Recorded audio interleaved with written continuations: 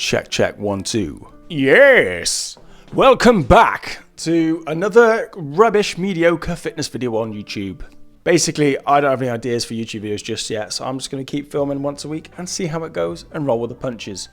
Imperfect action. But anyway, on a more truthful note, I basically want to kind of document my fitness journey for a few reasons. One, it's just easy content, I'll be completely honest. Two, these are the kind of videos that I enjoyed watching back in the day. Three, it's time effective. I'm busy, I'm an online coach full time, I also play in a band, I have a lot more things going on.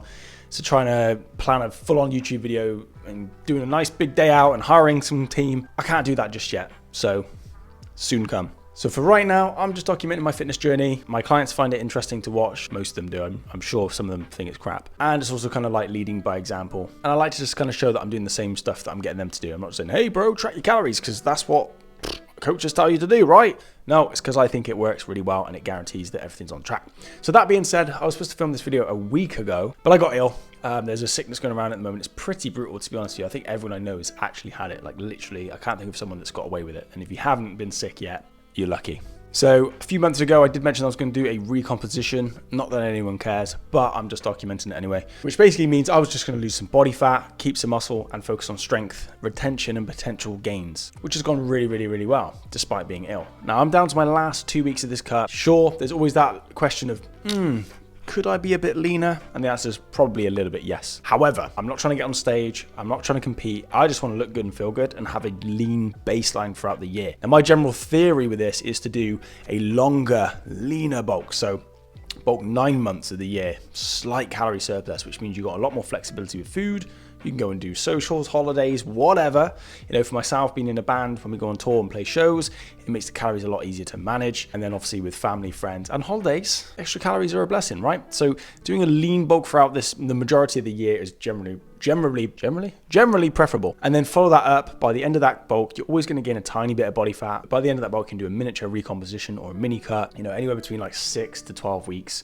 In my case, 16 weeks, because I kept going away on faffing about and going over my calories anyway. But that way you're spending less of the year in a calorie deficit. Your baseline is typically lean, and the majority of the time you're slowly growing and gaining a little bit more lean mass, which for someone that started as small as I did and as small as I am right now, it's typically the best way to go about it. And in my experience, working with well over 100 men, it tends to be the most flexible, realistic way of actually getting in shape. One of my clients is going off to Vegas this weekend. If you had a typical coach, it'd be like, right mate, don't drink the booze, be scared of carbs and do some cardio. But with our case, I'm like, you've lost a load of body fat, you've gained some muscle, you've gotten stronger, you've built up so much momentum that a week off here and there, pissing about and boozing, you're not going to go backwards, right? Yes, it's not preferable, but it won't destroy all this progress. And that's the kind of position and lifestyle I want to be able to build for myself and my clients.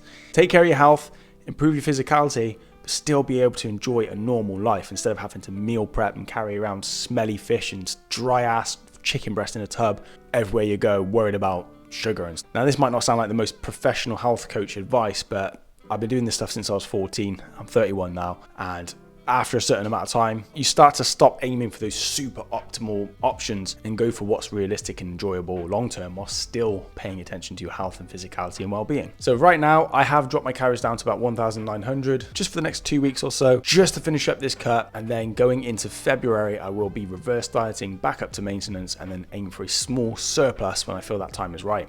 And then it's all grow and go, baby. That way, by the time it comes around to March, April time, and it starts to get a little bit warmer, I'm still lean, but I'm thicker, fuller, able to eat more, go out, enjoy the nice weather, if we get any, and just look forward to the summertime in general. And that way, when it gets cold and boring at the end of the year, I can go back on that reverse diet, no problem. So that's what I'm doing. I'm not here to tell you that's the best way or the only way. That's just what I find works best for me and the majority of my clients. At the end of these 2 weeks, I will be doing like a little bit of an update video in a gym, mainly for my own sort of documentation of my own progress, but I will share it on YouTube. And another reason I kind of want to get lean now is my band Avira is going to be doing more music videos, more photo shoots, and I don't want to be rocking up to the music video shoots with a double chin and not looking my best. And that kind of leads me on to a really important point is find those things that really helps you stay focused and motivated on your goals. If you've got a holiday you're looking forward to, or a festival that you like to go to, or a family social event, then those things can really motivate you to put in the work and get the results you want. Whereas if you don't have a deadline or any accountability or any structure, you kind of go just to the gym, you kind of just eat the food, you do what you want, you kind of get bored, you lose focus, and then you just kind of realize, oh, a few months gone by and I haven't really made any progress. Whereas if you're like, damn, I got 12 weeks to get ready for my holiday, you're far more likely to stay on track with your diet and training and actually enjoy it and be excited by it. As customary in all my videos, I like to tell you about the scent of the day. It's kind of pointless that I bring that up because the one I'm wearing I ain't going to tell you about because it's a secret.